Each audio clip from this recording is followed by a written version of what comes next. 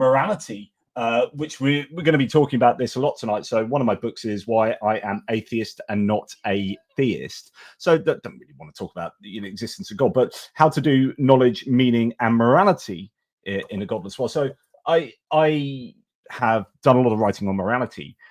But I'm a bit rusty around the edges concerning my philosophy these days, because I'm so ensconced in the world of geopolitics, and that's just the way it is. But we're going to get into it a little bit tonight, and we're going to talk about assassination. Well, actually, we're not really going to talk about assassination. We're going to talk about a term that's actually more accurate, of targeted killings. This came up as a result of a couple of events the other day, and then a comment on one of my videos where I reported this. I didn't really talk about the morality or the philosophy of it, other than to reference that I will probably need to discuss this, and I can't wait for a discussion on this. But here are a couple of ideas. Someone then commented in the following manner, so I'm just going to move myself to the side there, and I'll show you this comment, which states, your logic is very wrong and immoral, says this Gianzak.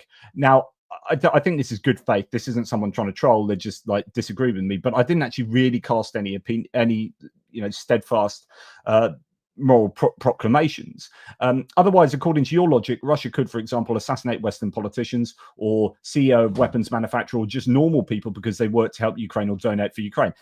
That's really interesting stuff. And actually, that's kind of what I was talking about. I didn't cast my opinion on whether they could or couldn't. But actually, I think in the video, I was saying, look, these are just big gray areas. And we're going to talk about that spectrum in a second. So I dislike double standards. When I think something's wrong, I don't care if made by the side I like or the enemy. And I was like, okay, these are not double standards at all, but et cetera, et cetera. But I didn't actually cast any hardcore opinions there. So that's what tonight is about, or this video is all about. Now, the events that took place the other day that kind of sparked this, let's just look at them, because I think it gives us a bit of a way into this. So first of all, you had Major General Yaroslav Moskalik, and he was killed in a car bomb. So the bomb went off, killed him, and only him. And this is interesting because it's away from the war zone. So this was back in Russia, and it killed someone very clearly in the military who you could argue has an influence on the war, is basically a combatant, although he's not combating. Okay, so anyway, that's the first one. And then we had, within the same 24-hour period, a car explosion in Bryansk, killing the Russian designer of the Krasuka electronic warfare system. So a chap called Rytikov, designer of the modern Russian electronic warfare systems, was the head of the design bureau at the Bryansk electromechanical plant. I don't know if he's actually a member of the armed forces at all, or whether this is, I presume not. So I'm assuming this guy was extrajudicially killed, and we'll talk about that in a second. This, I don't know whether you can call this an assassination or a targeted killing, but killed by an explosion that took place on April 17th to 18th. But his activity was concerning the war. Okay, so the work he was doing would lead to, you could argue, the death of Ukrainians or the protection of Russian soldiers, etc., in that war. Okay, then we can talk about Daria Dugina. So we know that Dugin, Alexander Dugin, is the ultranationalist, genocidal advocate, or the advocate of genocide. And as I say, ultranationalist Russian philosopher whose thinking underwrites Putin's own worldview. And in fact, he's used to justify all sorts of stuff. So there was, not really sure about this, but his daughter ended up being in a car bomb in Russia. Now, she also advocated similar things, but the working theory, I believe, is that they swapped cars, and actually that assassination, or that, again, we can talk about these different terms, that targeted killing was potentially for Dugin himself, and actually end up being his daughter. but she was also, she was the daughter of Alexander Dugin, the ideologue of Russian fascism. And you could argue that she was somewhat culpable for pretty distasteful opinions and whatnot. So, okay, those are a few examples there, and perhaps we should talk therefore about, before we get on to, let's start with a bit of philosophy, and we're going to have to do this whether you like this or not. There's going to be some philosophy, because if you're talking about whether something is good or justified, you are doing philosophy. And when you're talking about good or that ought to happen, that should happen, or that should not happen, you're talking about moral philosophy. So we need to understand something about moral philosophy in order to proceed. So we'll do a bit of philosophical underpinnings now, and then we'll go forward to discuss how we apply these. So really, in order to understand whether targeted killings, assassinations, whatever you want to call them at the moment, are justified, it depends on what moral value system you have.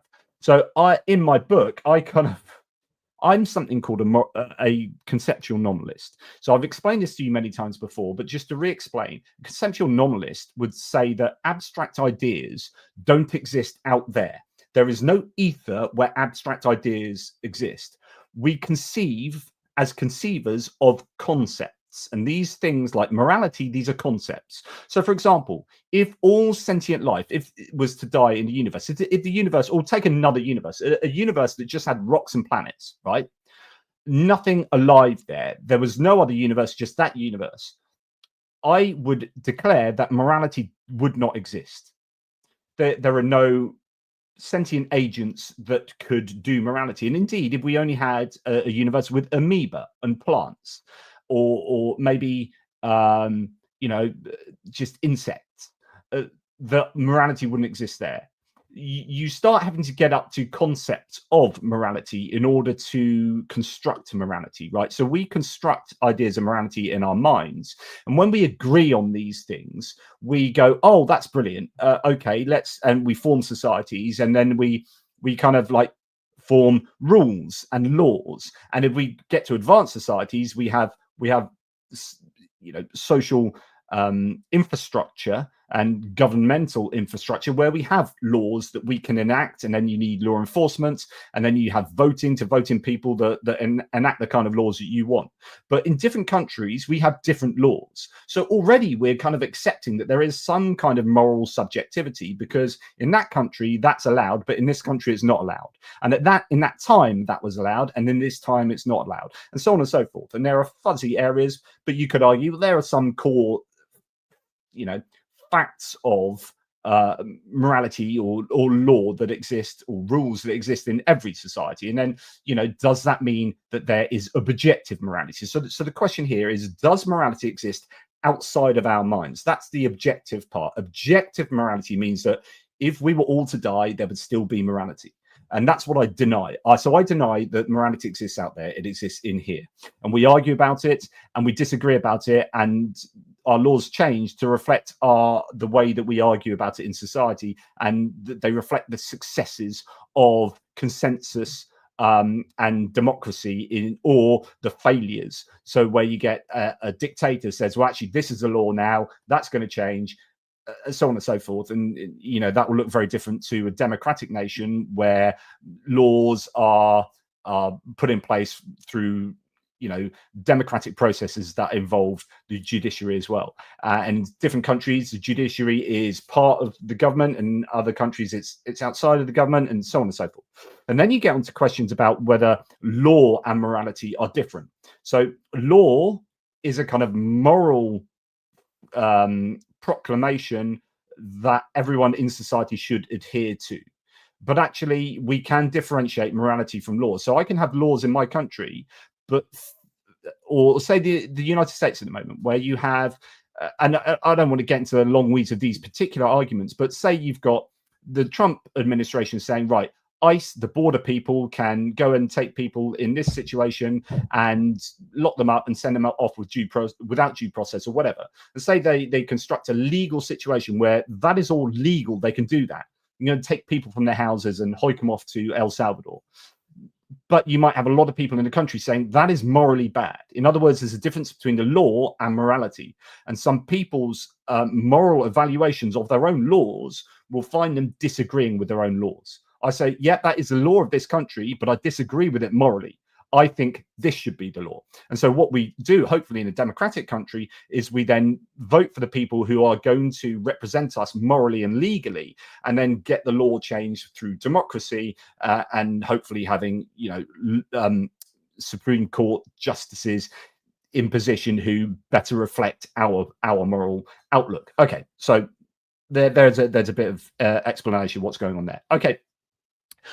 So what about morality in general? So what different moral theories are there? So it turns out that philosophers, after thousands and thousands of years of arguing about morality, are still as divided as they ever were, which to me reflects my position that there is no clear objective morality, because if there was, and it was obvious to us, then we would all be adhering to that moral framework if it was obviously true, but it's not obviously true. And in fact, even if there was an objective morality that existed outside of our mind, and in fact, I've got in my book, I've got a useful picture of this that I try and a couple of infographics in the book where I talk about what I call an epistemic barrier. So in other words, if objective morality did exist out there, like me sitting here in the world, there's a barrier between me knowing that and like, how do I know what objective morality is? Like, how do I know that if I say, well, that's good, that actually I'm reflecting the objective morality out there? So in other words, if objective morality does exist, it's kind of irrelevant because we can't access that. I mean, how do I access the ether of objective morality? So even if you do believe in objective morality, it's kind of irrelevant, because we all have to construct it anyway, and we just hope that it accords with objective morality. Okay, so broadly speaking, there are three moral frameworks, although of these three, there are so many different varieties, and I'm only going to be overly simplistic today. Sorry, but that's the way it is. So there's something called deontology. Deontology is the idea that morality exists out there, right? And it's just fact. Someone like Immanuel Kant said that there were categorical imperatives. He said that it's categorically the fact that lying is bad. Lying is just bad. Now, someone like me would come along and say, hang on. Now, I think context is really important. And I can think of a situation where lying isn't bad. And there's, for example, the inquiring murderer thought experiment that looks at Kant's categorical imperatives to say, all right, imagine a murderer comes around to your house, a child murderer, right? And he says, do you know where Jack and Jill are, these two kids? Only I want to murder them. And you've got Jack and Jill playing upstairs in the upstairs bedroom. And you're like, right. So if I say they're upstairs, he's going to break in, he's bigger than me, and he's going to go and kill Jack and Jill. So I'm going to say, I don't know where Jack and Jill are. I think I last saw them about going 2 miles down there on their bicycles towards the park. And then the murderer goes, all right, goes off, and you allow Jack and Jill to survive because you have lied to the murderer. In other words, it seems rather bizarre to me that it would be categorically wrong, that there's this imperative that we have to not lie. And every time that we lie, it is just wrong. Because actually, I just lied and it saved the lives of those two people. And I did that intentionally, and it intentionally saved the lives of those two kids. And I think that's a good thing, right? So then we come on. So deontology says that there are these objective rules out there. There's a morality that exists outside of our minds, and that might include kind of categorical imperatives or certain kind of abstract laws that exist. Then there is consequentialism, which it has so many different flavors. But consequentialism is best explained by, I guess, the trolley experiment. So you've got a trolley hurtling down, or the inquiring murderer actually is a really good example of that, which is doing a bad thing, lying, which is generally, we have these rules of thumb. So lying is usually bad.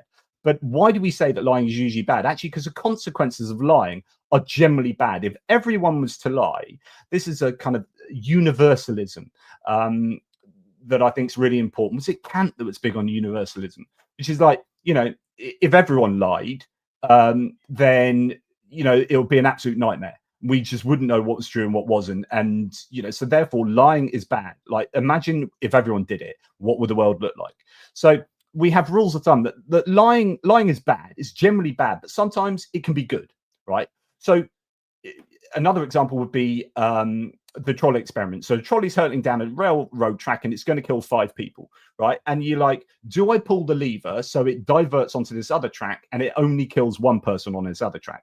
I am literally killing that 1 person. That 1 person wouldn't have died if I didn't pull the lever. So I am killing that 1 person, but I'm saving the 5, right? So it turns out that about 89% of people would pull the lever.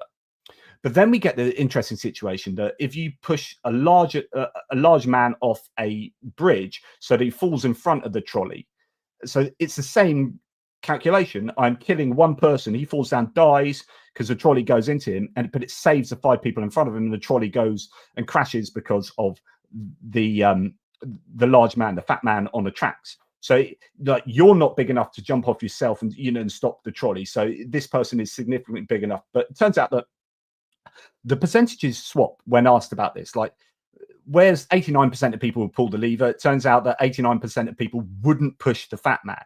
In other words, there's a psychological element in our moralizing.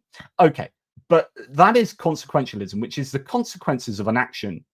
And this is really important to understand in terms of assassination and targeted killings, because really what we're talking about is consequentialism, which is, can we accept an evil or a harm in order to bring about a greater good, right? So we have injections, we have vaccinations, right? Ow, that hurts. Ow, it makes me ill for a little bit, but now I am immune to this disease. So that is a perfect example of, I send my 5-year-old kid, he gets an injection, he cries, he hurts, that's like scarecrow, it's evil, that's a bit of suffering, but actually it brings about a greater good, which is you are immune now from that disease, and actually it helps with herd immunity or whatever, the general public. So that is an example of consequentialism, right? So that vies with deontology. So deontology says morality exists out there and kind of in the ether, maybe in different laws, and a version of this would be divine command theory, or maybe even natural law from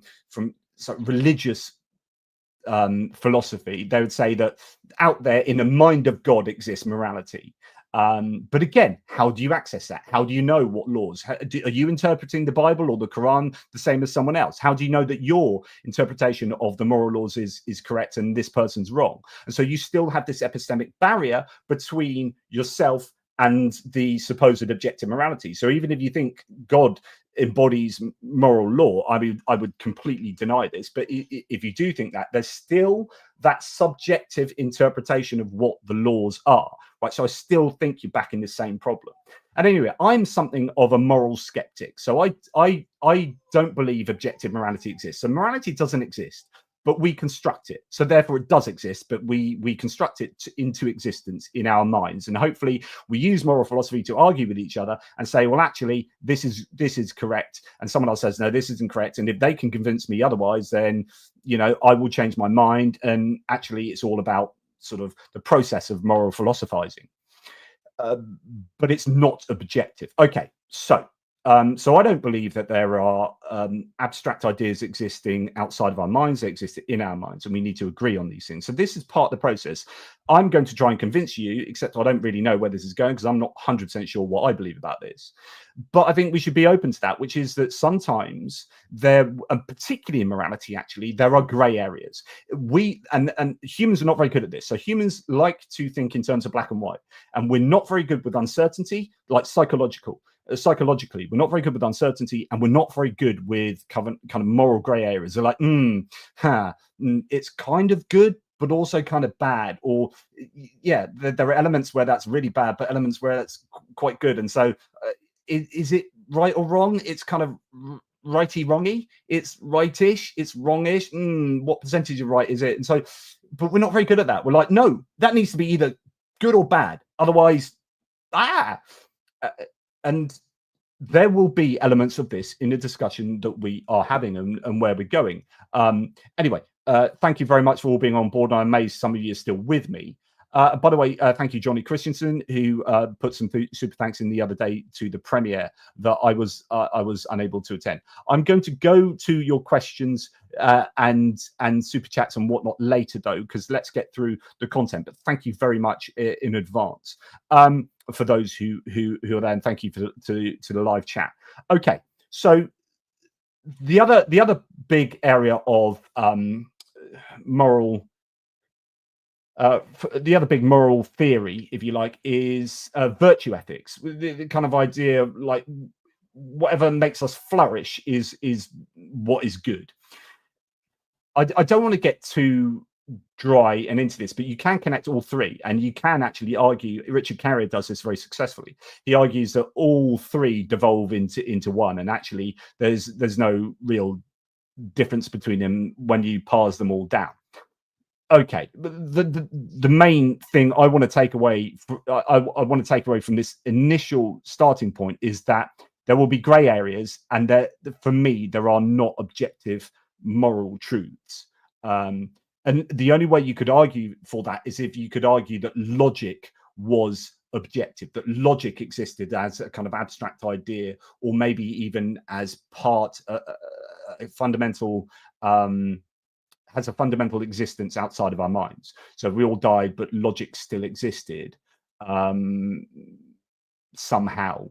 Like, that would be the only way you could get to objective morality, as far as I'm concerned. But anyway, that's yeah, we won't go there.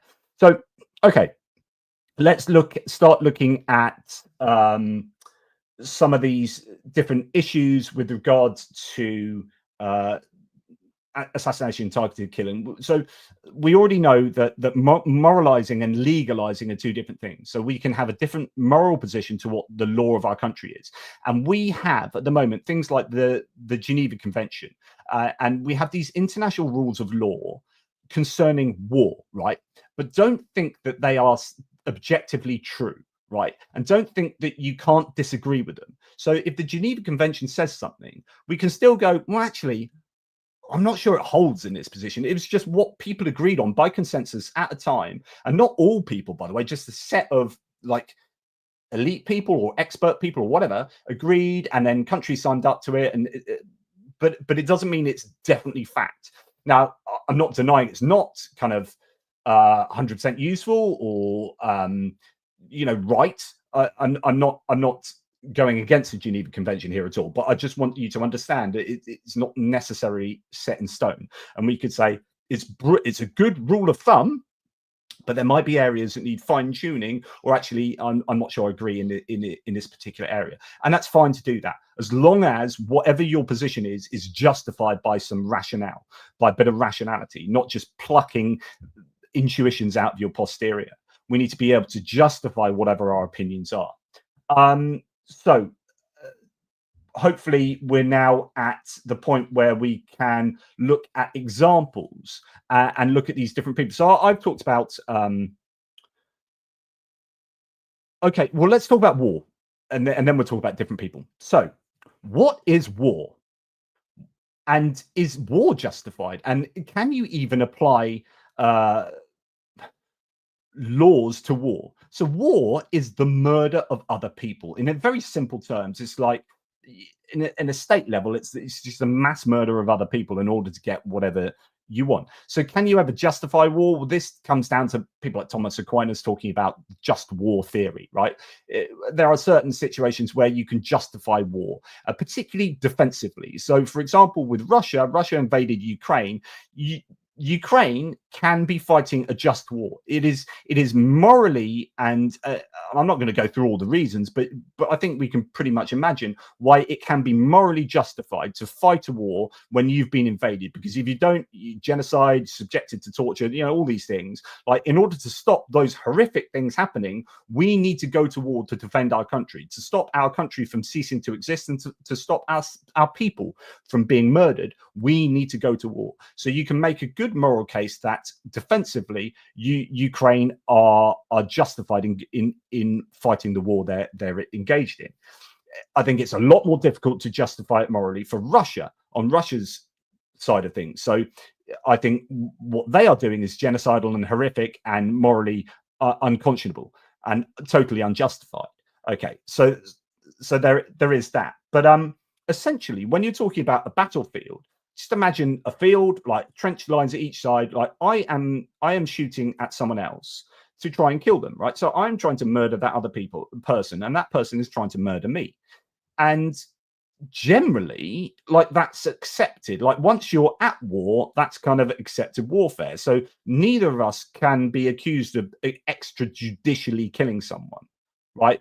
We can argue about whether we should be at war and the legality of, say, Russia invading, and so that's all bad. But from a person to person view, like, the Geneva Convention won't do that Russian guy for killing me and won't do the Ukrainian guy for killing the Russian, because we're at war and that's accepted as part of warfare. And then you're like, okay, so that's war, and we are murdering each other, and we can understand that from a very localized point of view. But now, what about a bomb or artillery being fired and hitting a command post back there? Well, yeah, that okay. So I can't see them. We're not shooting at each other, but it's still kind of murder in the theater of war. Okay, what about 200 miles back and hitting, military personnel, going about their job on a daily basis of being part of the war machine, but 200 miles away?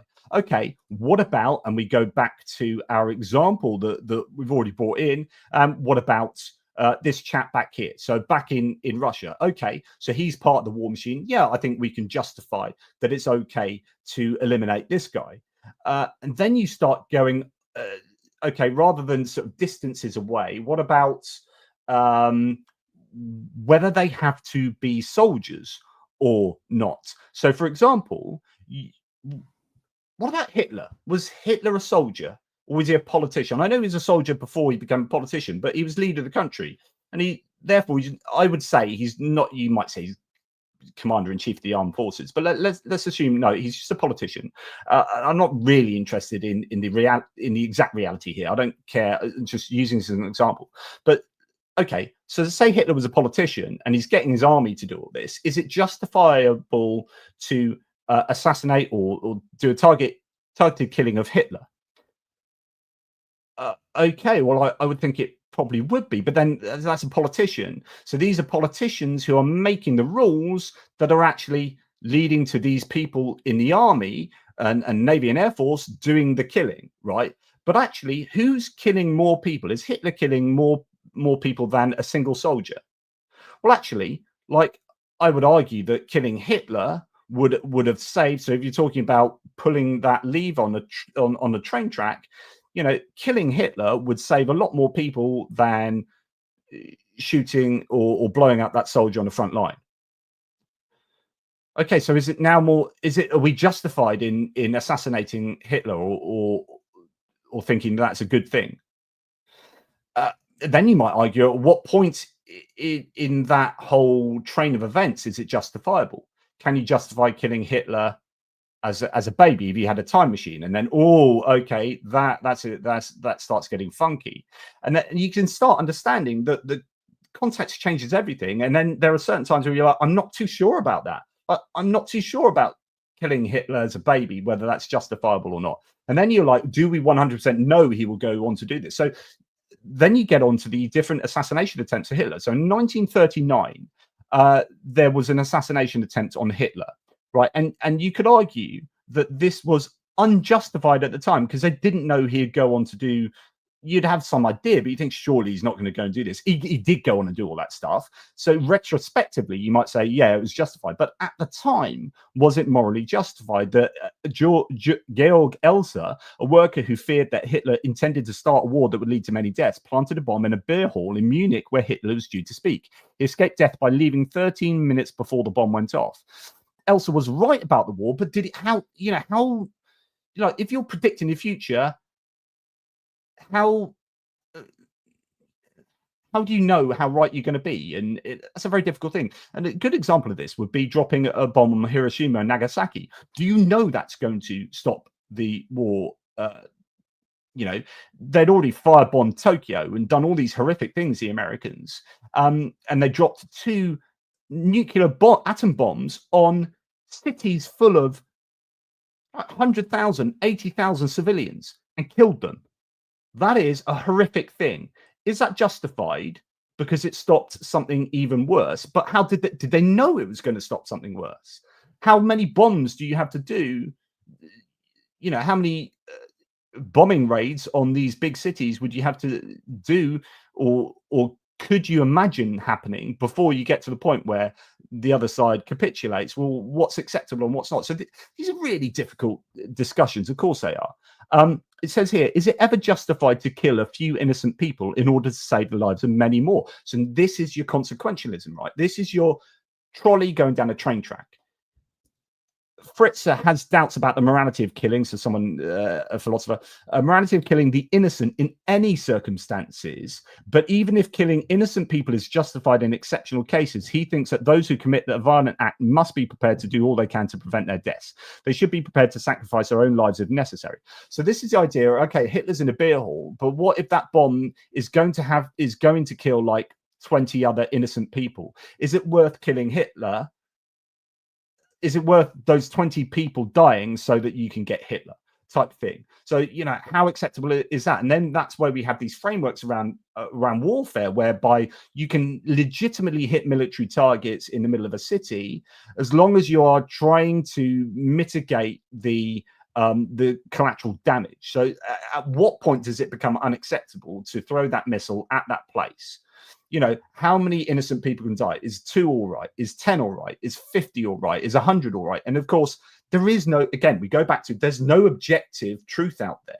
We have to muddle through, I think it was all right that 6 people died in that one, but had that been 600, I would have said no. But then at what point do you go from acceptable to not acceptable? And people are going to differ. And of course, there is no right or wrong. There is no black and white. And these are fuzzy areas whereby we are all going to disagree with each other. So going back to this article, Fritzer thinks that the Elsa was morally at fault because he should have used the 13 minutes to warn people about the bomb as soon as he realized his attempt on Hitler's life. Okay, so there are, you know, individual sort of situations that might cause, you know, some debate and whatnot. I am going to go to this fascinating chapter in Shooting to Kill, chapter 9, targeted killing. Okay, so we need to understand a little some of the terms involved here. Targeted killing is a controversial practice, he says. This is Seamus Miller. Okay, indeed, it is sometimes referred to as extrajudicial killing, thereby implying it is unlawful. Moreover, targeted killing needs to be distinguished from assassination, a practice that is typically unlawful. Further, the context in which targeted killing takes place need to be distinguished, as do the nature of the targets. For example, targeted killing of civilians by police officers is both unlawful and morally impermissible. But what of targeted killing by combatants by combatants in a theatre of war? Surely this is both lawful and morally permissible. This chapter seeks to provide answers to these and related questions. And we could argue about different situations in war as well. So, for example, terrorism. So I was talking about Hitler earlier, saying, well, you know, Hitler was a politician. Is it acceptable to kill Hitler? But what about Osama bin Laden, right? Osama bin Laden wasn't at war in any formal way with another country. Although you could argue, you know, that Al-Qaeda, I don't know what actually happened, whether, say, the US declared war against Al-Qaeda or were they just the terrorist organization that you're working against. And then you have these conundrums as to whether actually is it acceptable to go and kill a terrorist, or should you try and capture them and put them through the judicial process? Killing them is murder. Is that acceptable? You're not at war, but actually you're stopping these people from doing their terrorism. And so again, we're back to, you know, there not being a black and white necessarily about these conundrums. Okay, let's go back to this chapter. Assassination. Targeted killings and assassinations are closely related but not identical phenomena. Moreover, neither has a precise and accepted definition. And again, words and meanings, are subjective.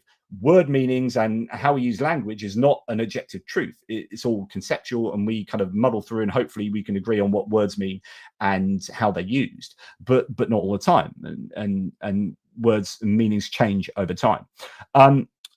So extrajudicial killing is a legal or quasi-legal notion. First, it implies that the killings in question were carried out by state operatives or persons acting on behalf of the state, and that these actions were authorized or at least sanctioned by the nation state or its security agencies. Second, it entails that these killings were in violation of appropriate judicial procedures, and specifically the procedure of a fair trial conducted by a properly constituted court of law. Other things being equal, the killing and therefore the targeted killing of another human being is morally wrong. All other things being equal. This is what he says. Naturally, other things might not be equal. The killing might be done in self-defense, for example. However, extrajudicial killing has an additional and morally problematic feature. It is done in violation of appropriate judicial procedure. So targeted killing is not necessarily an extrajudicial judicial killing. Moreover, targeted killings are not necessarily unlawful in a more general sense. For example, targeted killing of the enemy's military commanders in wartime is lawful. To this extent, providing an acceptable justification for targeted killings is a less demanding undertaking than providing one for extrajudicial killings. So the question is, when does targeted killing become extrajudicial and unlawful? And again, it goes back to that chap working in the electronic warfare, in electronic warfare for that particular company or entity that was working to produce. And you could talk about something that's kind of more obvious. So maybe a guy that was in charge of developing a more accurate weapon for the Russians to use, so that the Russians use it against the Ukrainians, right? Is it okay to target that guy and kill that person? Is that person part of the war effort? And we have this discussion that we can have as to whether, you're only, again, it goes back to Hitler and Osama bin Laden. Are these people part of the armed forces? Can you only kill people that are part of the armed forces? Well, it's part of the war project, the war machine. Okay. And in fact, as we said, Hitler is responsible for killing way more people than an individual soldier. So, okay, but what about this person working in the factory? Okay, well, maybe we could say, well, if they're intending to produce something that's far more lethal for the Russians, and knowingly doing that, knowing that the Russians his own people would use his weapon against the Ukrainians to kill more Ukrainians, is it acceptable to kill that person?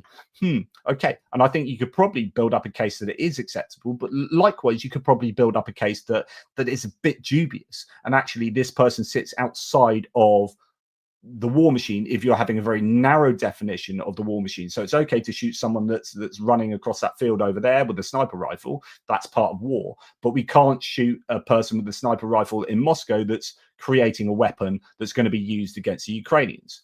I would say that you probably can make a better argument that targeted killing is justifiable. Is it legal? It depends on the laws of your country. It depends on the law of, the Geneva Convention and so on and so forth. Okay. So going back to this chapter, I hope you're still with me. Thank you for those who are. So during peacetime, the assassination of the political leaders of foreign states is unlawful under various treaties and conventions, such as the 1937 Convention of the Prevention and Punishment of Terrorism, the UN Charter, the 1973 Convention of the Prevention and Punishment of Crimes against internationally protected persons, including diplomatic agents. Moreover, it is a violation of the right to life enshrined in such documents as the International Covenant of Civil and Political Rights. The prohibition of assassination in international law was originally intended to protect heads of state, not leaders of terrorist movements, like, for example, Osama bin Laden. The point here is possibly radically destabilizing political effects of killing a head of state, as opposed to, say, a senior military commander, assuming these to be two numerically different individuals. Thus, George Bush Sr. refrained from killing or otherwise removing Saddam Hussein as the Iraqi head of state during the first Gulf War. At any rate, whereas in 1976, President Gerald Ford had signed an executive order banning assassination, the events of 9/11 led George W. Bush in 2001 to authorize the CIA to carry out missions to kill Osama bin Laden. President Obama maintained that policy. So again, you can have very different opinions here, and I'm sure many of you will, that actually, killing Saddam Hussein was justifiable, and Bush Senior said no, it wasn't justifiable. So you got to go through kind of the international legal processes to try and get hold of him and capture him, or I don't know. But then that would involve going to war, and it's all very difficult. But that it's okay to kill Osama bin Laden. Evidently, assassination in war is normally unlawful under the norms of, so that's not targeted killing. Under the norms of international humanitarian law, for example, killings are only lawful if those killed are combatants. But again, the question is, well, what is a combatant? Is a political leader that is ordering these people to combat a combatant? So if you're saying it's okay to kill a general because they're a combatant, well, but the general is answerable to the politicians. If the politicians are ordering the general who is ordering the soldiers to do the killing, it seems rather weird if you're going to say, right, we accept the soldiers can be killed in war, we accept the general can be killed in war, but the politician can't be killed. But actually, the politician is making the more managerial decision there, is ultimately more responsible for the killing than the people further down that hierarchy. And then, of course, splitting off into what about these people making the weapons? What about these people ordering the people to make the weapons? Who are legitimate targets within entire societies for the people who are working towards the war machine? But then what about the people making the bread knowingly and supportively of the people making the weapons for the war? What about a factory making rations full of people working in that factory, making rations for the soldiers fighting the war? So we take that out, or the railways full of people working on the railways that work towards the war machine for, in this case, the Russian army to do what they do. When does it become a legitimate target and when does it not? And of course, there is no exact point. And this is messy stuff. And some of you will think it's acceptable for railway depots to be blown up, which will involve civilians dying, because that stops the Russian war machine from doing much worse damage. And again, it's that harm for a greater good. And some of you say, no, I find it absolutely despicable and it's double standards. So to go back to your man here, your logic is very wrong and immoral. Otherwise, according to your logic, Russia could, for example, assassinate Western politicians. And of course, this is getting it the wrong way around, because Russia is the aggressor here. So Russia, no, it's absolutely not acceptable for Russia to go and assassinate Western politicians. They are the aggressors here. So there is an idea of retaliation. And actually, this is looked at in the different areas of moral philosophy concerning this. So defining assassination in a military context, moral dilemmas, legal perspectives, and then preventative versus reactive assassination. And the idea of retaliation in this, but so I think it's unacceptable for Russia to be able to do that. But I think it's more acceptable. I'm not saying it's definitely acceptable, but it's certainly more acceptable for Ukraine to target Russian politicians than it is for Russian politicians to target Ukrainian politicians. That's not double standards, because at the end of the day here, Russia is the aggressor that has broken international law and illegally invaded Ukraine. And Ukraine is therefore, should be, in my opinion, permitted to do certain things to stop Russia from continuing to invade and break the law. And it might mean some pretty dodgy stuff that looks... and we could go back to, well, how do you stop Japan doing horrific things? Well, you just drop some atom bombs on Hiroshima. Now, if you find that acceptable, if you found Hiroshima acceptable, and I'm not sold on that, by the way, but I'm more sold on Ukraine here. But like, if you found the American use of atom bombs acceptable to stop the war for a greater good, then like it would be weird for you to say that I'm exhibiting double standards here.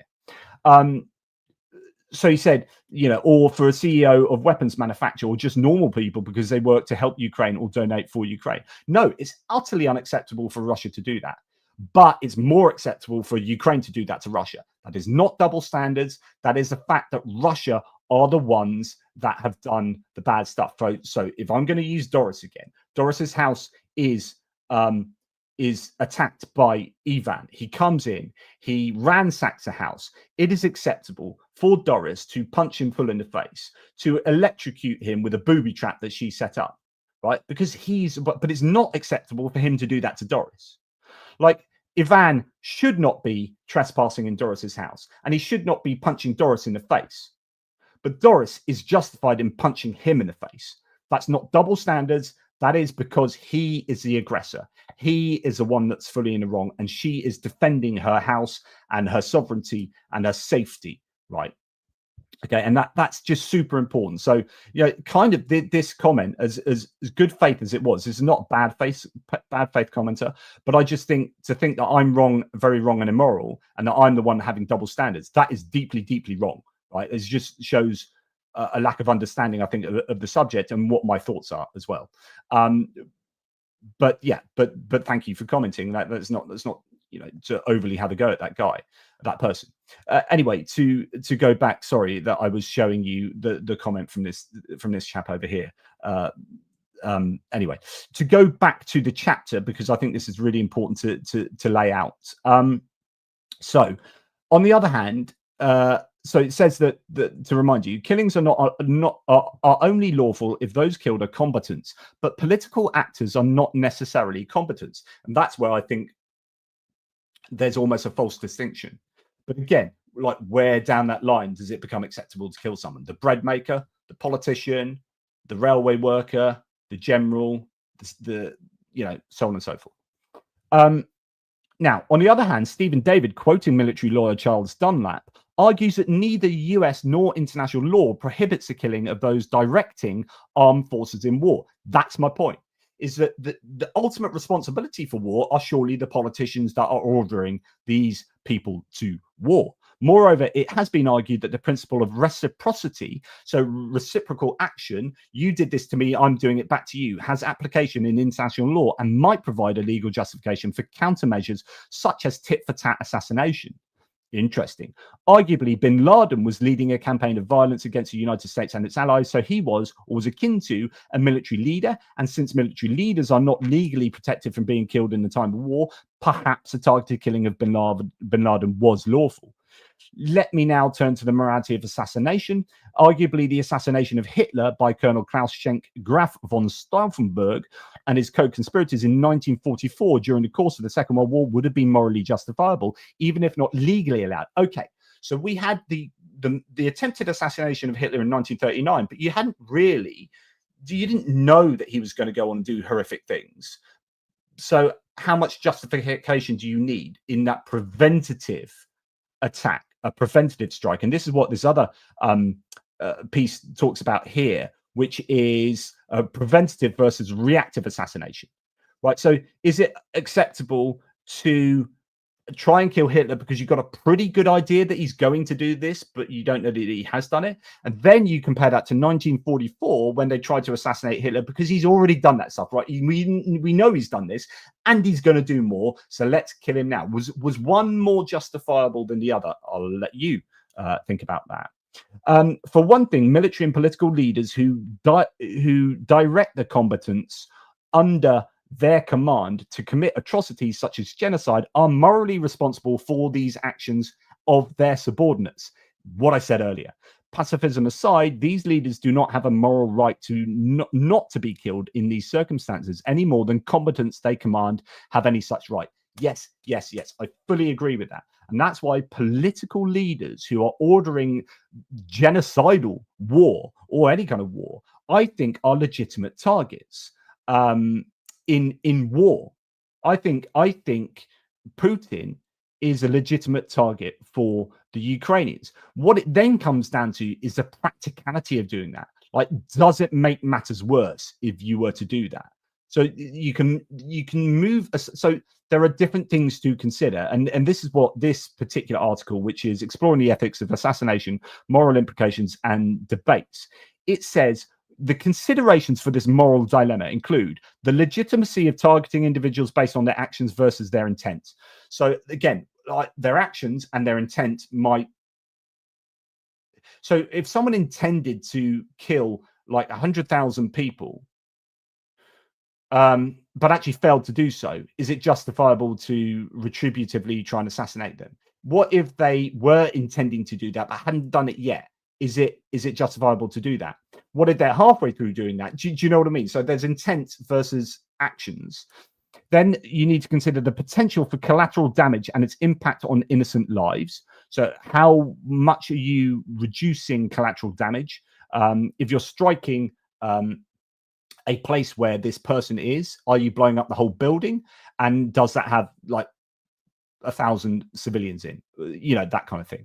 The long-term consequences, this is what we're just talking about, the long-term consequences of legitimizing assassination as a tool of statecraft. So if you then start assassinating loads of people, then does it then bring about this whole almost culture of allowing this kind of to be the norm. But also, what are the ramifications for doing this? Will there be retaliation? Will it be escalatory? So on and so forth. So lots of things to consider. Pacifism, says Seamus Miller, pacifism aside, these leaders do not have a moral right not to be killed in these circumstances any more than competences they have command have any such right. Okay, just a few more little excerpts, and then I'll get back to you. So here we need to be careful, since it is a standard military objective to inflict heavy casualties on an enemy force and thereby disable it, right? So the point of war is to try and kill as many of the opposition as possible until they completely capitulate. And it's thought that the more people they kill, the more likely they are to capitulate, right, and surrender, and then you get what you want. However, this is not. To do so is to achieve a military purpose and ultimately a political purpose by killing a set of individuals. However, this is not targeted killing, far from it. This raises the question of what conceptual space, if any, exists between assassination on the one hand and the killing of combatants in the theatre of war on the other. The upshot of this discussion, and I'm missing out a load here, is that although assassination is unlawful, it is conceivably, at least in some extreme cases, e.g. that of Hitler, if not Gaddafi, morally justifiable from the perspective, if not retrospective perspective. Does it follow from this that law ought to reflect morality? Well, yeah, law should reflect morality. That is, should the law be adjusted to admit of exceptions? Like, the better laws, like if you have really simple one size fits all law, it's often the case that it won't be fit for purpose in these particular situations where, like, yeah, but what if that happened? Like lying is bad. Yeah, but what if the person you're lying to, if you lie to them, they go and kill two people? Sorry, if you don't lie to them, they go and kill two people. So, like, lying surely is saving two people's lives, and that's a good thing. So do we need to adapt our sense of law and our understanding of moral rules in order to incorporate this? Well, yeah. So therefore, that's why we get legal codes and the laws. We have like paragraph 3, subset A to part B, or whatever. These laws get more and more complex as we try and take into account all these weird and wonderful scenarios, or weird and hellish scenarios, and law ends up becoming really, really about the details and the minutiae, because context is freaking important. Okay, and then you can see this is a massive article, so I'm just going to go to the conclusion now, which is a very pithy conclusion. In this chapter, I have defined, says Seamus Miller, targeted killing and distinguish it from assassination and from extrajudicial killing. I've argued that targeted killing of combatants in theatres of war is morally permissible. I further argued that while targeted killing of terrorists is morally impermissible in well-ordered jurisdictions, since the law enforcement model is applicable, it may be permissible under certain circumstances in disorderly states, given the law enforcement model is unable to be applied. Okay, what he's saying here is, take Osama bin Laden, right? He is a terrorist. We're not at war. He's someone that's doing horrible things. Ideally, it is not permissible to just kill him. What you want to do is capture him and put him through the judicial process so that law can be applied to Osama bin Laden. And he's saying that basically in well-ordered jurisdictions, so if he was living in France, right, in a well-ordered jurisdiction, you'd say, right, nick him, let's put him in, or let's put him through the court systems and punish him accordingly, right? And in that case, it's impermissible to kill him as a terrorist there in a well-ordered jurisdiction, since law enforcement model is applicable. But it may be permissible. So he's in this kind of in the back of Pakistan, and we're not sure that we can use the judicial system to hold him accountable. So therefore, he's saying that actually it may be that kind of targeted killing of this person is therefore acceptable in that situation. So if you're going to take that to Russia, there's no chance that we're going to hold any of these people inside Russia to account, certainly not quickly. There's no way we can get these people and put them through courts of law. So therefore, actually, I would argue you're starting to say that everyone inside Russia is not that everyone is fair game for targeted killing, but everyone is not in a situation whereby you have a well-ordered jurisdiction.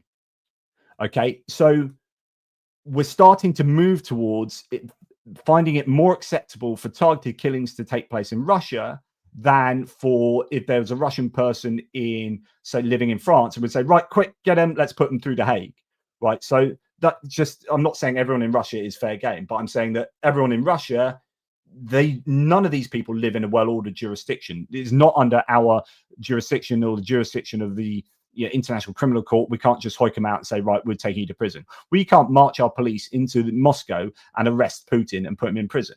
But that's why we have the International Criminal Court on the Rome Statute, which means that he's now been done as an international war criminal, and he shouldn't be able to set foot in other places because law should apply to him because they are signatories of the Rome Statute. So, for example, South Africa, he didn't go to the G20 meeting in South Africa because South Africa would have been obliged to arrest him and put him through The Hague, right? So there are areas where the people in Russia, if they set foot outside of them, they can be done if there is an international arrest warrant on their heads. But someone like Sergei Lavrov, the foreign minister, is actually not being arrested when he goes to meet people.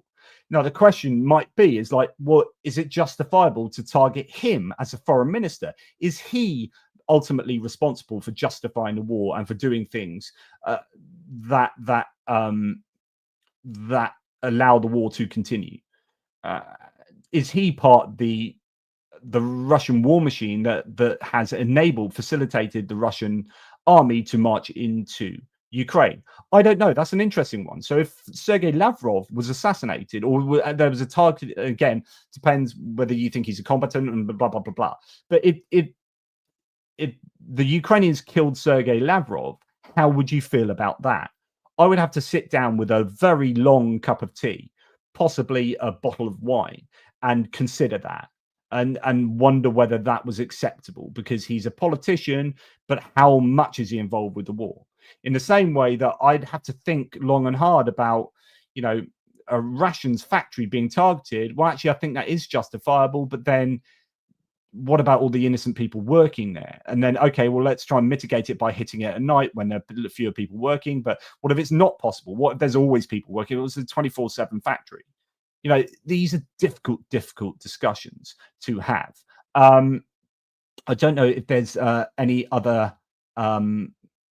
Let's have a look at this particular article. I don't know if this is going to add anything, but I had highlighted this. So, assassination in warfare raises complex legal issues governed by domestic and international law. Under the laws of armed conflict, targeted killings must adhere to principles such as distinction and proportionality. So, again, proportionality. So, if I'm going to hit one person, and he's a real key person, but he's in the middle of a stadium full of 60,000 people, is it proportional to blow up that stadium to kill that one person? But of course, these are grey areas. And when does it become proportional? Is it okay for 6 people to die rather than 60,000? So we might not agree. Some of you might say only he can die, in which case it's not proportional. No one else can die in that. No innocent people can die. Some of you might go, well, it's all right if 10 people die. Some of you might go 100 people. We will all disagree. Well, many of us will disagree, right? So anyway, proportionality, which dictates that military actions must differentiate between competence and non-competence. But again, we get back to the question of what is a competent? Is a politician actually a competent? Is someone involved in the logistics? So, like, for example, you might say someone working in a rations factory is a non-combatant, but then you can say someone in the army, but in logistics or HR. Like, imagine you're in charge of like financing for your unit, and you're back in a command center, and you're just in charge of payment. You're maybe a woman, right? And I use that just because it might make you go, oh, I'm not sure. Here's a woman, mother of 4, right, working in a Russian military unit she's a paid up member of the Russian armed forces, but she's in the command center back here. The command center gets blown up, and all she does is like move money from one place to another. Is she a legitimate target? What differentiates her from the person working in the rations factory that is still helping the armed forces by providing all the rations, but is not employed by the army, but or maybe is moving money around in that situation.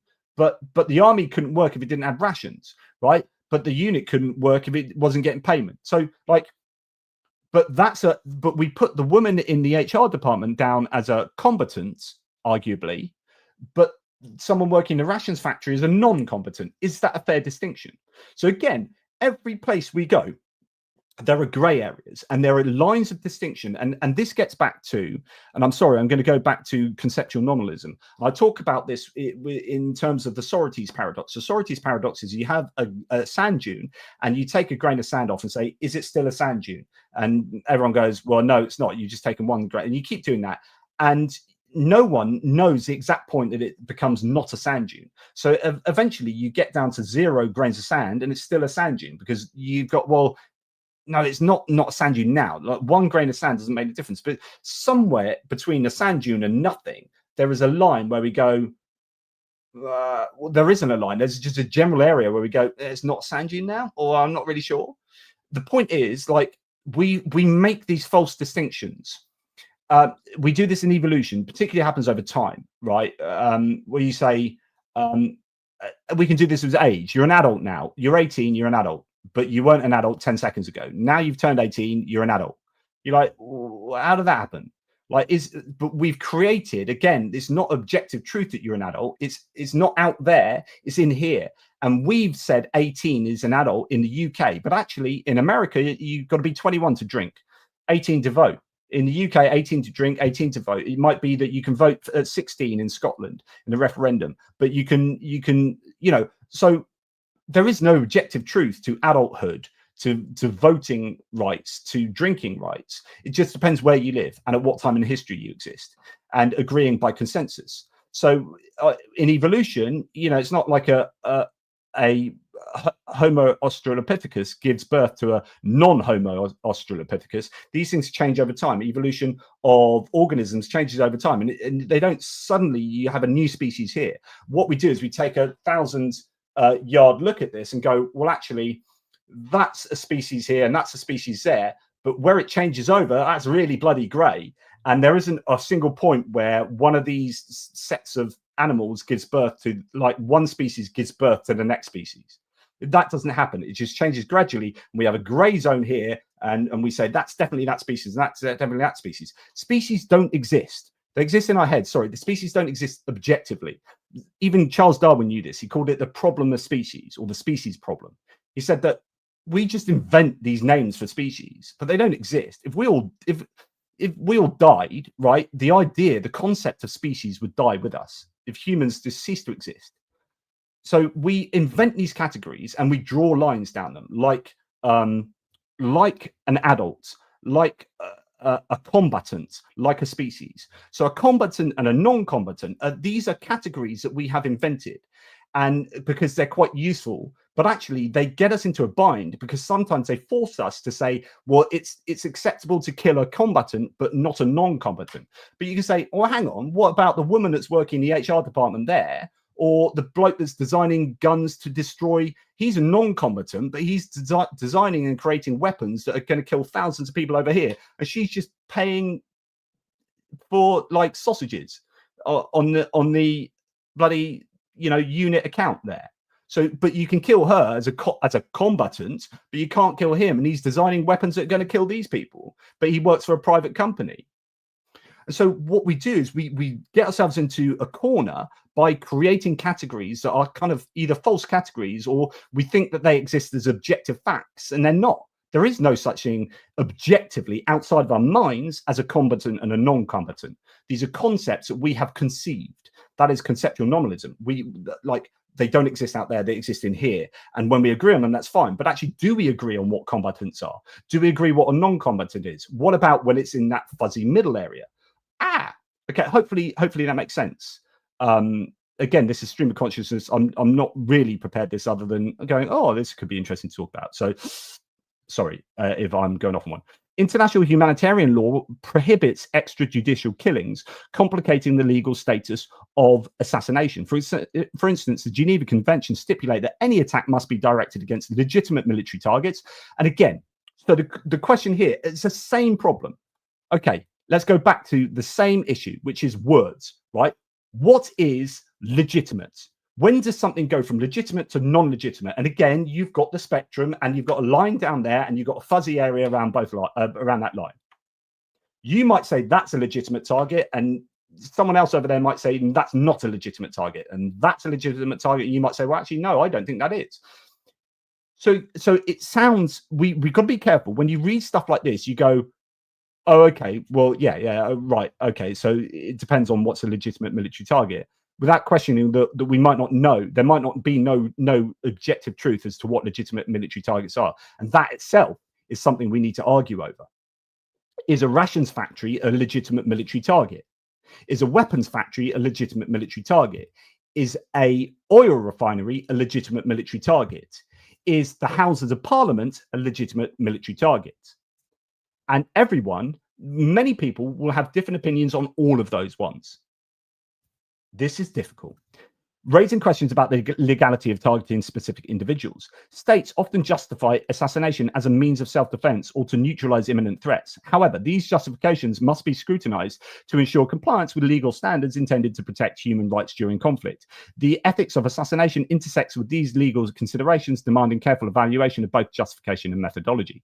Legal frameworks additionally encompass doctrines like state sovereignty, which carries implications for cross-border operations often deemed illegal without explicit approval from affected nations. Consequently, the legality of assassination remains a contentious topic within military ethics, highlighting the delicate balance between effective warfare and adherence to legal norms. I don't know if there's a differentiation in this article between targeted killing and assassinations. Yeah, so, and we, of course, we're getting to a point where technology can really aid us in targeted killings and assassinations and whatnot. Anyway, I've not seen the live chat at all, and I don't know if any of you are in accordance with what I'm saying, or whether I am talking absolute nonsense and you're all bored crapless. So I'm not really answered this. So is it acceptable for the guy working in that electronic warfare establishment to be targeted in an assassinate, or to be killed in a targeted killing? I think intuitively, and I would probably need to look at the details a bit more, but I would intuitively think it probably is justified. I think it's more justified than not justified if you are at war. And especially if he's willingly doing that, but then we get onto like discussions of free will and it gets all rather complicated. But if he's, willfully doing that, knowing what it's going to be used for, and he's not being forced to do that work under duress and so on and so forth. But even then, even if he is completely innocent and not wanting to do that, but ending up doing it and is killed anyway, it can still come down to like, it's that harm that goes towards a greater good. So the atomic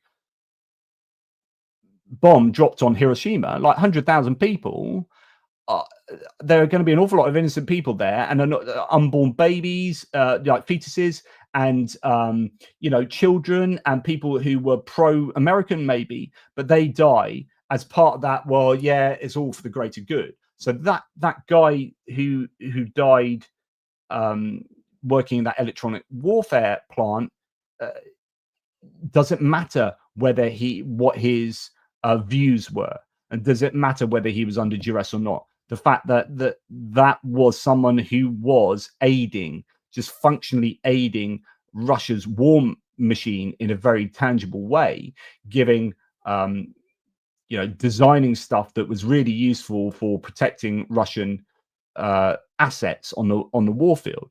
Maybe it's relevant what his beliefs were, which is itself an interesting idea. Okay, so let's go to, and again, like for me, I'm probably not going to answer questions as much as just ask more questions.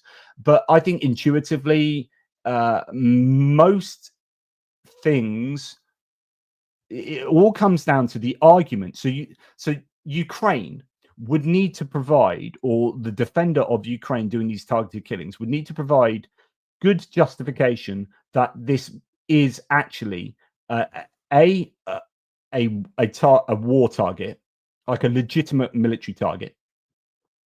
Military's a difficult word. That a legitimate target in the context of a war, and maybe that's a whole other debate. Like, can you target something that's not military? As in, well, here you go. So an oil refinery is not a military target, right? But in the context of a war, becomes a military target, arguably. And in fact, most analyses will say that energy infrastructure is acceptable as a military target in war. But I would say that it's unacceptable for Russia to do that because all of Russia's actions are unacceptable. But it is acceptable for Ukraine to do that because they are defending themselves against Russia. Russia, the aggressors, Russia are the illegal ones here. So basically, anything that Russia does is unacceptable, just by default. You know, it's like Ivan gets into Doris's house. Anything he does in that house is unacceptable. Like any kind of like, you're going to steal that, you're going to do that, you're going to do this, you're going to do that, you're going to cook a meal in the oven. That's all unacceptable because you shouldn't freaking be there. So nothing that Ivan does there is acceptable. You know, unless he's going to present Doris with $1 million check. But we're stretching the analogy there. So nothing that Ivan does in Doris's house is acceptable. So get out the freaking house, right? And Doris is justified in doing everything she can to get him out that house, including killing him, because he's threatening her. He's threatening to kill her, right? So she's justified in killing him. That's self-defense, and that's your trespassing, and you're doing wrong. So I'm justified in doing that to you, but you're not justified in doing it to me. So take that to the war in Ukraine. Russia's not justified in doing any of this. And again, it goes back to what your man was saying. You've got double standards. No, you've got to understand that Russia is not justified in doing targeted killing in Ukraine. They're not justified in any of it, but Ukraine is justified in doing that in Russia, as long as they can build a case that it is part of is a legitimate target, I would say, and that they are doing everything they can to mitigate collateral damage, you know, reasonably. But again, there's going to be shady areas around those. What is a legitimate target and what is doing everything you reasonably can? Again, we draw a line and say that's reasonable, that's not reasonable, but actually that's not what happens. There's just a big murky area there. And we're like, not really sure, but somewhere in there, I think it's unreasonable going on to reasonable. All right. Okay, Goose Springsteen, as ever. Thanks for this, my good man. Right. As I've said before, in the same spirit as a comment, as I've asked before, in the same spirit as a comment, is Dugin a legitimate target? I think he is, personally, because he is... Like, if Dugin didn't exist,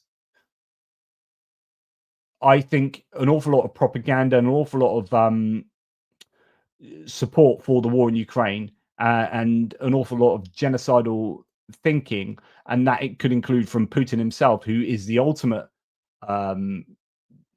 person who's ultimately culpable for this.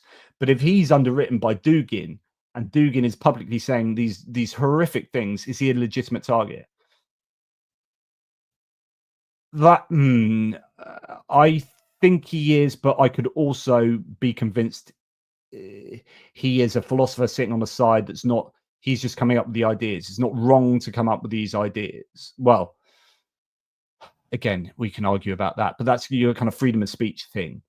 So, is it acceptable that he is assassinated, or there are assassination attempts or targeted killing attempts on him? Again, he goes from free speech into hate speech, but even then, does it justify being killed? Yeah, interesting. If so, by what metric is he, other than his repellent views? Would he be valid while pro-Ukrainian commentators would not? Again, this goes back to, though, pro-Ukrainian commentators are on the side of the victim here. So I think that issue of like a Ukrainian equivalent of Dugin, I don't think we need to even think about that. I would go back to just, is it justified to kill Dugin or not? But yeah, obviously, really good question. We kind of went into that, but I didn't answer it. Yeah, I'm not sure about Dugin. I probably need to have a bottle of wine and think about that. Goose, again, thanks, mate. In the past, we talked about if factory workers are valid targets. In World War II, this was part of the rationale for things like Dresden.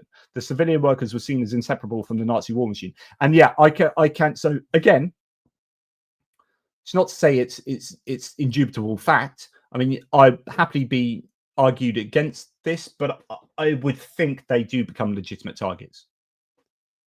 But I think it's incumbent upon Ukraine here. Again, they're not legitimate targets in Russia, in Ukraine. So Russia shouldn't be targeting them because they shouldn't be doing any of this. But they are legitimate targets in Russia, but Ukraine, it would be incumbent upon them to try and minimize civilian deaths as much as possible. Then gets funky. Here's, just thought of this. What if the civilian deaths themselves are the target? So it's not just the machinery, but it's the fact that these people have expertise. Imagine and I'm going to make this up, right? But you've got a factory that's making some very important stuff for the Russian armed forces. And you've got 200 like innocent civilian. Well, no, let's say 200 civilians who are working in that factory. And really, like, the machinery is quite easily replaceable, but their expertise isn't. It's taken them 25 years to get to that point, and these guys are crucial. These people are crucial for the Russian war machine. And they're just doing their stuff in this factory as non-combatants.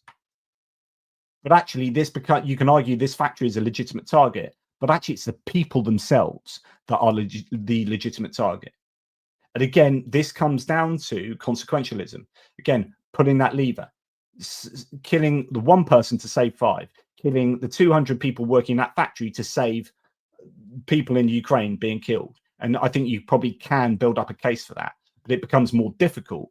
But I think because it's not just machines that you're blowing up, but people, and people that are deemed maybe as non-combatants. But as I've said previously, I think there's the distinction between non-competence and competence is possibly very problematic. And we should be talking in terms, as Goose says here, as part of the war machine.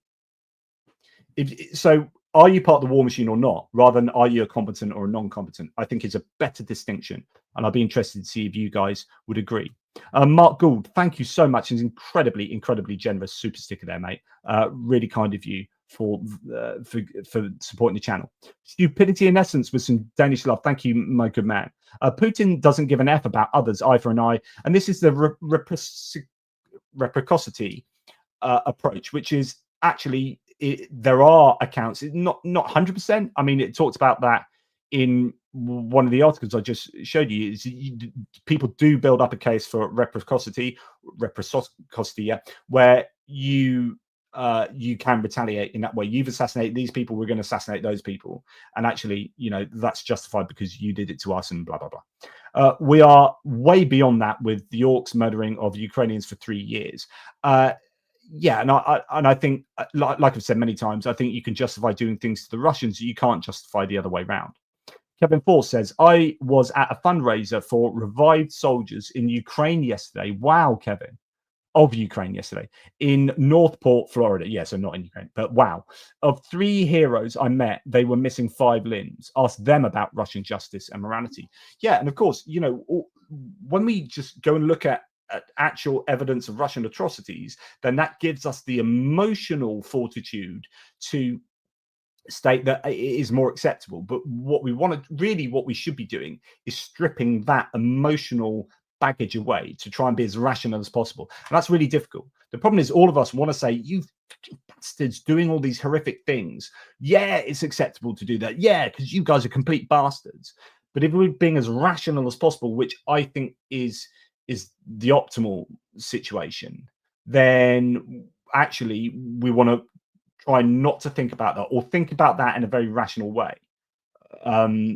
But if we want some good emotional ammunition to as a charge in our philosophical howitzers, then yeah, think about stuff like that. And thanks, Kevin. Really such an amazing support of the channel. Thanks for the ATP Geopolitics memberships there. Goose Springsteen says, on the topic of killing Hitler, isn't part of the question whether it causes state policy changes? If Hitler is replaced by Hitler 2.0 in 1939, how useful it is? Yeah, but this is the problem with predicting the future. This is a problem for the Esler chat anyway in 1939, is like, how sure of you about the future that it's justifiable to do this thing? And we can talk about that in any context of moral activity. Like, I'm doing this because I think this will happen. Yeah, but how sure of you that will happen? So you need to look at form. You need to look at all the arguments for and against. And you need to be bloody sure that that is going to happen, especially if you're talking about killing this person. I'm going to kill this person because I'm really sure they're going to do that. It's like, you know, you could see someone with a backpack and you think that and you're at a metro station and you think that backpack's got a bomb in it. And you're thinking, and I'm 99% sure. So you push the person in front of a train to save everyone getting blown up, and he gets hit by the train and the bomb doesn't go off or whatever. But you're like, how sure am I that that's a bomb? Like, I've got to be pretty bloody sure that that's a bomb if I'm going to be justified in pushing this person off the platform. And then it becomes about intent. Well, I was pretty sure that was a bomb. Imagine it wasn't. It was just someone that's got a fancy dress bomb and they're going to a party dressed as a, I don't know, a freaking terrorist, whatever. But you're like, oh yeah, but my intent was in the right place. You know, the reality might be different, but I was, you know, this is what I thought, and I was intending this to be the case, and I was intending to save all these people, and I've now accidentally killed this person. So, you know, then you go through manslaughter and whatever. So, but these are all, yeah, the complexities of trying to predict what will come about. If Hitler is replaced by Hitler 2.0, but you can say this about Putin. Like, are we justified in a targeted killing of Putin? But what if someone's worse? Yeah, but what if someone's better? You know, the problem with what ifs is that they're endless and they can go both ways. You know, I often see this in abortion arguments where you're like, yeah, but what if this person that could grow up to be Einstein or Mother Teresa or I don't know, whatever. Yeah, or they could grow up to be like a mass murderer. And so, you know, be careful about the kind of what ifs, because they can go either way. I would say the chance makes it worth it. Again, it comes down to probability assessments, and you're just hoping you're getting the most accurate probability assessment of who would replace Hitler and what would happen, or Putin in this case. Goose, again, thanks, mate, for this. More civilians died in a day due to US-UK raids in the Second World War than the whole of the Russian full invasion. But I think raids were far more justified, as due to technology, it was unavoidable collateral to hurt the Axis war effort. Again, and actually, so this is a pretty good point, Goose. So I'm just going to minimize that so you can see. When you look at these articles and whatnot, emerging technologies and the future of assassination. So actually what Goose is talking about there is something that is very much discussed. Key aspects warranting consideration include the reduced risk of personnel leading to a potential normalization of assassination, the challenge of ensuring accountability and transparency in autonomous operations, the potential for algorithmic biases influencing target identification. So there's, you know, you're getting onto autonomous systems and AI, but the ability to, like, you know, you can imagine sending a drone up to autonomously find that individual person like 200 miles away and kill them. Rather than in the Second World War, you'd be like, well, we're going to blanket bomb that area, hoping that we're going to kill that person, type thing. So, you know, modern warfare presents different discussions, I think, or not different discussions, same discussion, but potentially different outcomes, different conclusions. And I think that's where you're going with that. So, yeah, again, it probably comes down to the intent as well there. Like, the intent is the same, but you just don't have, you know, you're using a sledgehammer to crack a nut in World War II, rather than now we can use a nutcracker to crack a nut. Yeah. Johnny Nevergard, thank you very much, mate, for your support. Goose again, super controversial, but you could equally compare the morality of Israel causing civilian collateral in Gaza versus Russia in Ukraine.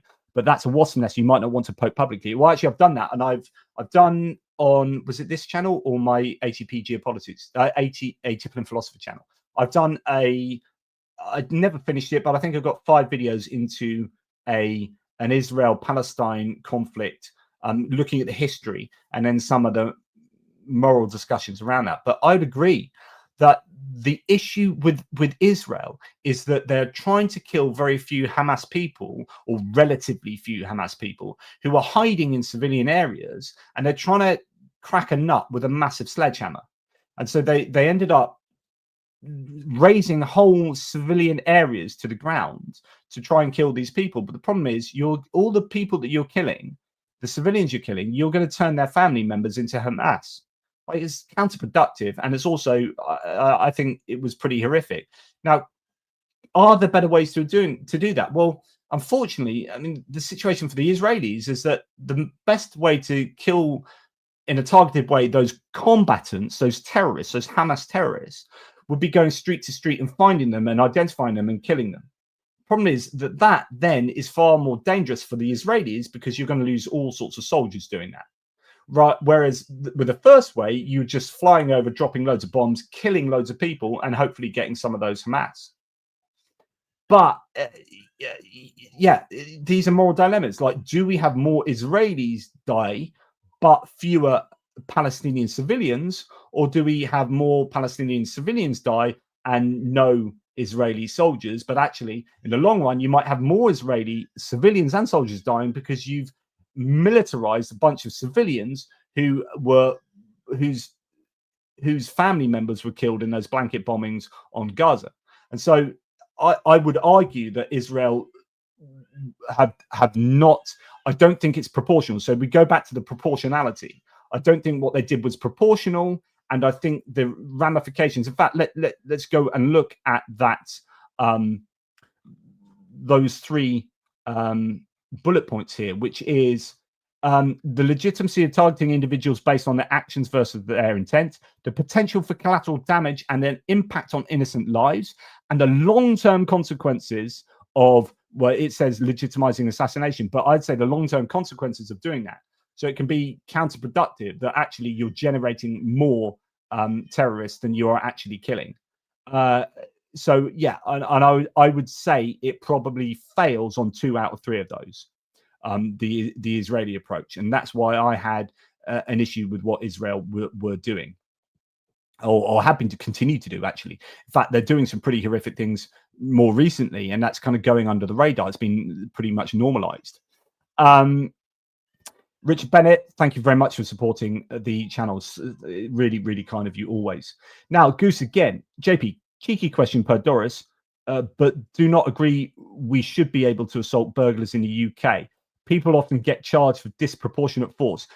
Yeah, that's a really good point. So this is what analogies get stretched, right? And they're not always perfect, are they?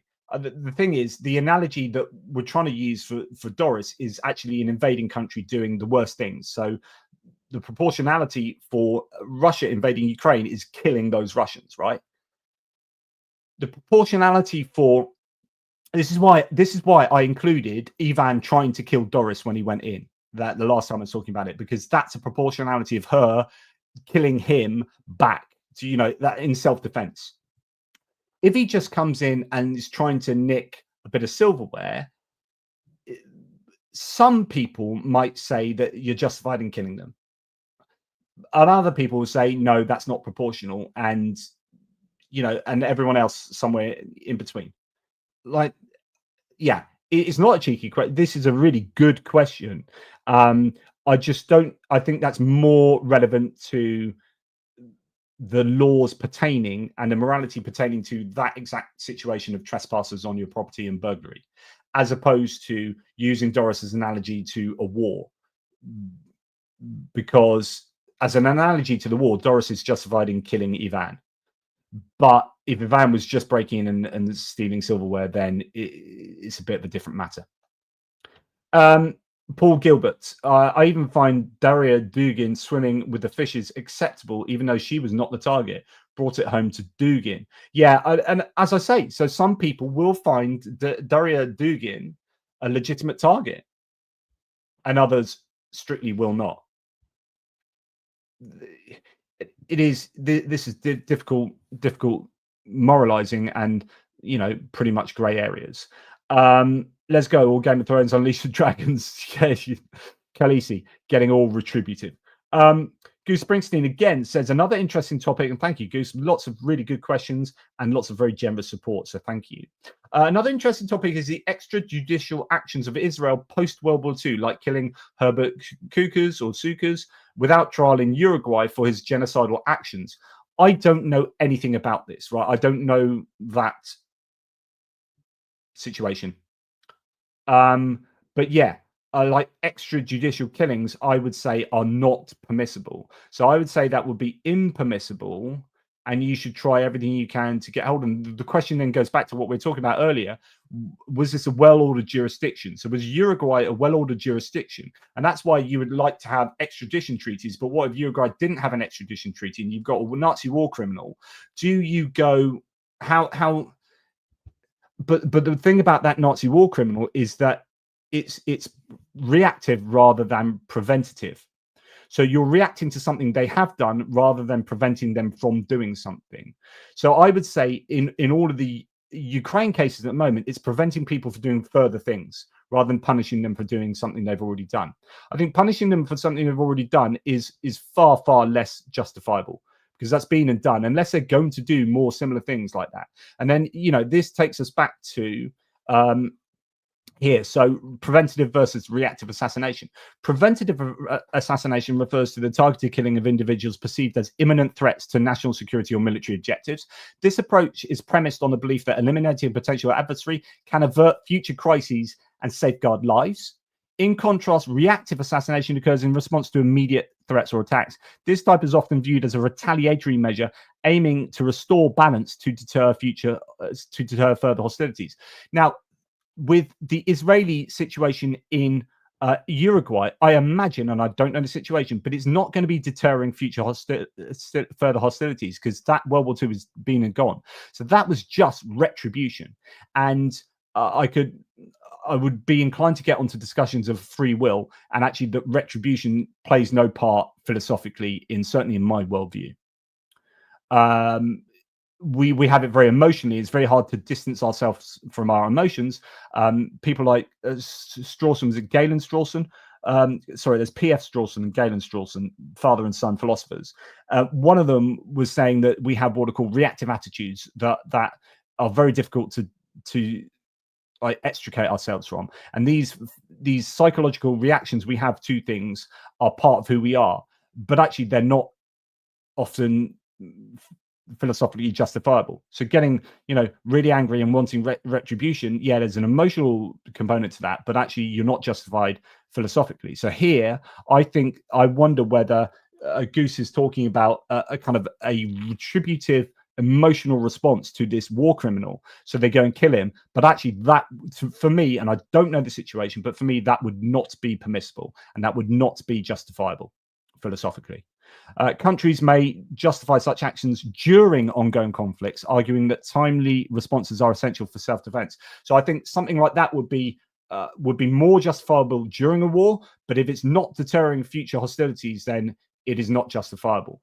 The ethical implications of preventative assassinations are complex. Critics highlight concerns about the potential for abuse and the difficulty in accurately assessing imminent threats. It goes back to the 1939 Hitler.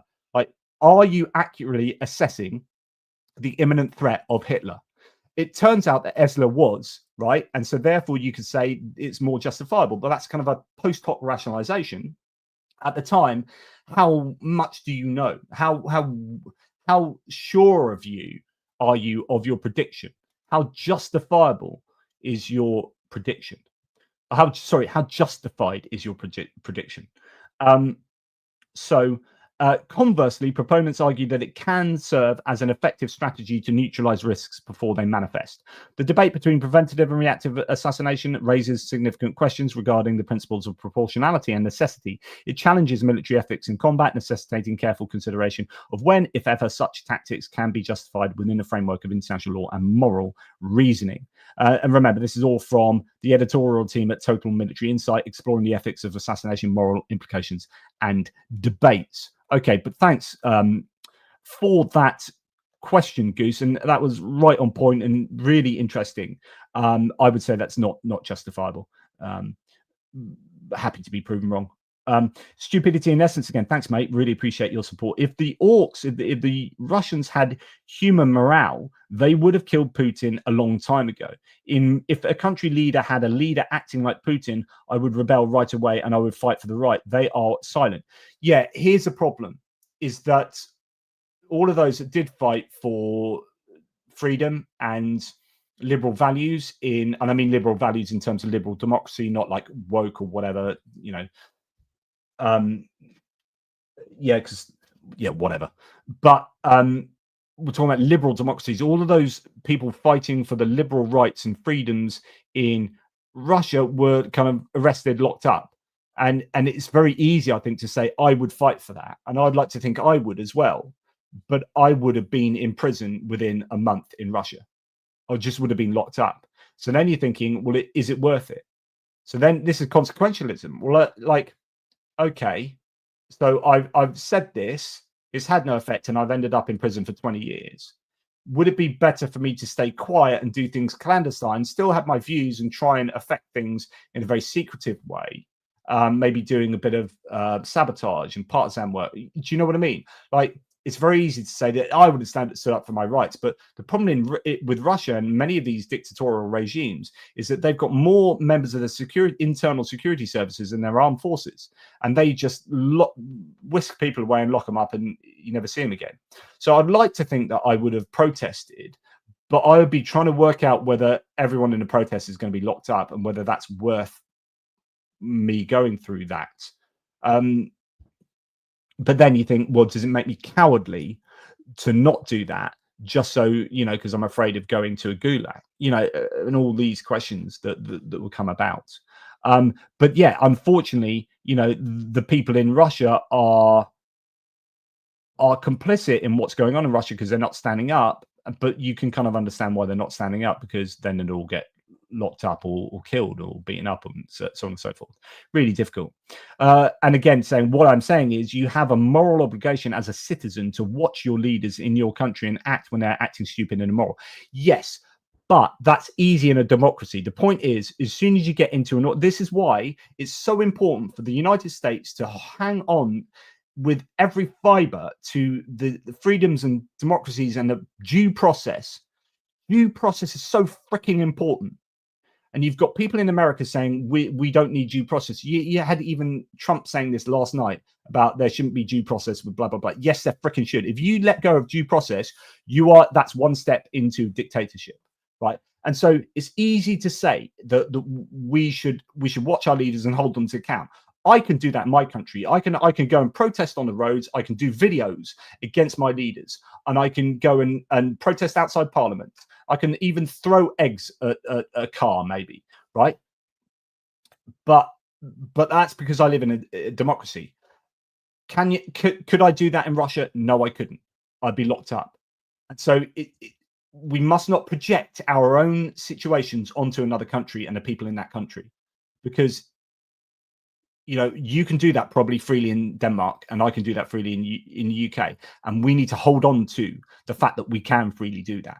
It's an absolute privilege to exist in a country where we have those freedoms. But not everyone has that. But thanks, stupidity. Suzanne Melendi, really appreciate you supporting as well. Shouldn't the Doris's responsibility to suss out Ivan's intentions? Shouldn't it be Doris's response? Yes. Yeah. Okay. But again, we're talking in the analogy world here, which is already stretched. But if someone breaks into your house, I think you can already get a sense of their intentions, right? They've not rung on the doorbell. They've not sent you a letter. They've not sent you an email. They've not called you beforehand. They've smashed down your door and they're in your house. I think that gives you a pretty good indication of their intention. And I think you can react accordingly there. But generally, yeah. But if you're talking, but we're really talking about a country. So Doris is only an analog of Ukraine. So Ukraine are seeing an aggressive army invade their country. We know the intentions. The intentions are aggressive and imperialistic and genocidal, arguably. They want to extinguish Ukraine. Yeah. So we can do stuff back to them. But thank you, Suzanne. Before she can decide she's dead off his ass, is he here to steal or kill? But yeah, okay. So I see where you're going, and I think she's justified in being. So this is where you talk about over reacting is safer than underreacting. So like we can get back to evolutionary thinking here, to be honest. So in terms of it's called overdetermination, isn't it?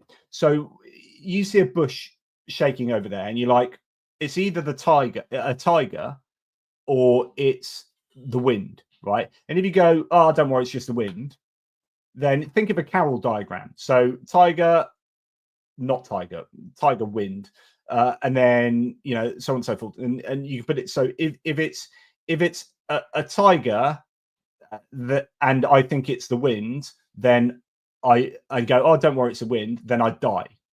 If it's the wind and I think it's the wind, then and I don't do anything, then I'm fine. If I think it's a tiger and it is a tiger, and I run away because I think it's a tiger, I survive. And if I think it's a tiger but it's the wind, and I run away but it's only the wind, then I survive. In other words, it's worth overreacting there by thinking, it's a tiger, because you're more likely to survive. If I underreact and go, don't worry, it's just the wind, then when it's a tiger, it eats me. So here, Suzanne, like, it's worth Doris thinking the worst. So you think the worst, then you're going to be safer in the long run. So I'm going to hit you with a baseball bat straight away, sunshine, says Doris to Ivan. Clonks him, and brilliant. And it turns out that he was only round to, I don't know, steal a bag of compost. You're like, oh, well, you shouldn't have broken through my door. But if he had come in to kill her, then actually that's much more justifiable, hitting you over the head. But, you shouldn't break through the door. You've got Clonk. Okay, you're only going to nick a bag of compost, but I've done you. I don't know if I'm making much sense here. You get the point. Thank you, Suzanne. Hopefully I've answered your question or comment appropriately. Goose, last one, he says. Last one, but if it's justified to take out Dugin, why wouldn't it be ethical for Israel to go after pro-Hamas and explicitly genocidal organizations, social media influencers in the West? Yeah, and this is why I'm a little unsure about Dugin. So I dialed it back a bit. I mean, the point of me including him at the beginning wasn't to say this was justified. It's to say here's a spectrum of different people, and all of these people have had assassination attempts. Which of these are justified and which aren't? Yeah. But so what you'd have to also argue is that those social media influences are having the same effect as Dugin. If you were to justify trying to assassinate Dugin, then you would also have to prove that they are analogous to social media influencers of Hamas and Alexander Dugin, and that they're doing the same things. Because Dugin does an awful lot more than just social media influence. He is involved politically and all sorts. But that's why I'm somewhat reluctant to say that he's a legitimate target. I would err on the side that he isn't a legitimate target, actually, Dugin.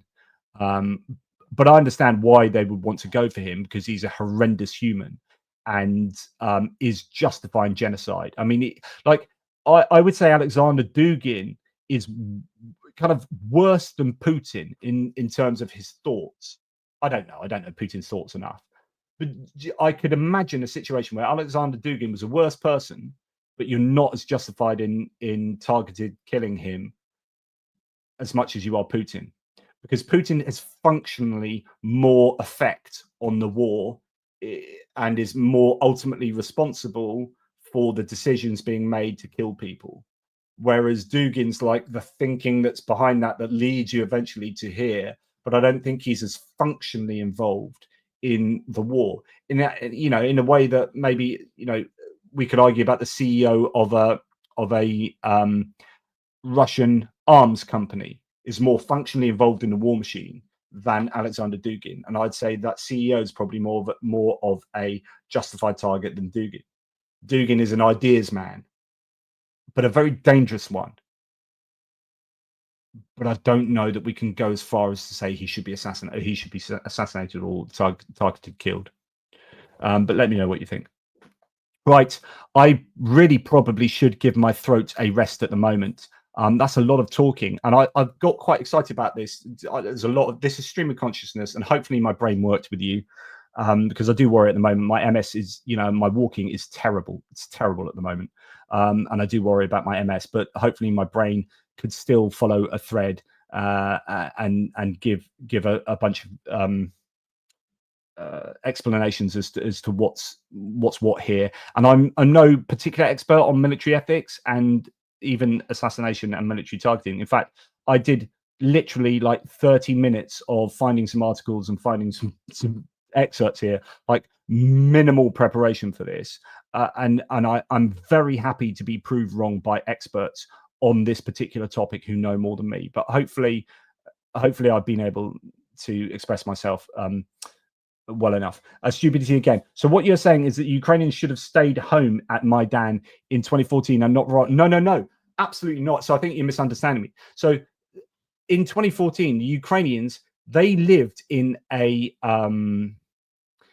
democratic country that was not as officious as Russia is now. So 2022, people coming out against Putin, who have been a dictator effectively in for already like 20 years or whatever, ruling Russia, you get locked up, and they got locked up, and then further protests, you're going to get locked up. There was no understanding that would be the case for Euro in the Maidan protests. So you come out and you protest in Maidan, and eventually they got some people to the Bakhmut. What's the word? Anyway, the police, the internal security services, who had sniper rifles, and they shot a bunch of people there. But that was what eventually happened. It was very much a more joyous protest initially, and then it kind of soured, and then they galvanized, and then it became a do or die moment. Now, that's not analogous to a do or die moment. It's not a do or die moment when there are protests against the war in Russia. And I think, you were always going to get the internal security services rounding up those people in Russia, more so than in the Maidan protests. So I don't think that's analogous. And I would have been absolutely at the Maidan protests, in my opinion. And I probably would have been at the protests in Russia. I'm not saying, but I'm not 100% sure, because you have to consider how Russia operates.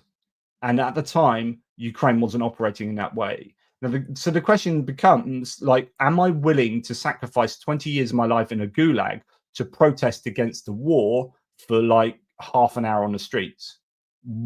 Is that worthwhile? I mean, I might feel good about that inside and know that I've existed according to my own beliefs, but actually, in the long run, that was counterproductive. I don't know. There aren't necessarily answers to this, like definite answers. He says there is a similarity between US and Russian citizens in literacy craving for a guy like Putin and Trump. I mean, the difference is, hopefully, if you protest in the US right now, you're not going to get the Putin treatment.